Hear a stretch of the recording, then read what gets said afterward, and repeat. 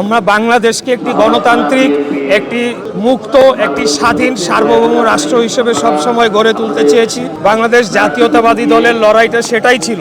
বিগত 17 বছরে নির্বাচনকে ধ্বংস করে দেওয়ার মাধ্যমে, গণতন্ত্রকে ধ্বংস করার মাধ্যমে আসলে মুক্তিযুদ্ধকেই ধ্বংস করেছিল। যারা মুক্তিযুদ্ধের দাবিদার ছিল, মুক্তিযুদ্ধকে বিক্রি করেছে, বিক্রি করে দেশকে লুটপাট করেছে, গুম খুন হত্যার রাজ্য বানিয়েছিল। কিন্তু আজকে একটি নির্বাচনের মাধ্যমে স্বাধীন বাংলাদেশের একটি গণতান্ত্রিক রাষ্ট্র ব্যবস্থায় আমরা ফিরে গিয়েছি, একটি নির্বাচিত সরকার আমরা পেয়েছি। এখন আমাদের জনগণের যে প্রত্যাশা, সেটা ছোট হতে পারে, বড় হতে পারে, এক এক অঞ্চলের মানুষের, এক এক শ্রেণী পেশার মানুষের এক এক প্রত্যাশা। তো মুক্তিযুদ্ধের চেতনাটাই ছিল এবং ভাষা আন্দোলনের থেকেই কিন্তু মুক্তিযুদ্ধের সূচনাটাই শুরু হয়েছিল, যে সকল দল মত ধর্ম বর্ণ নির্বিশেষে পাহাড়ি সমতল সকলে আমরা সমান নাগরিক অধিকার ভোগ করব, দেশটা একটি ইন্ডিপেন্ডেন্ট স্বাধীন সার্বভৌম রাষ্ট্র হবে। সেই লক্ষ্যে আমরা কাজ করে যাব।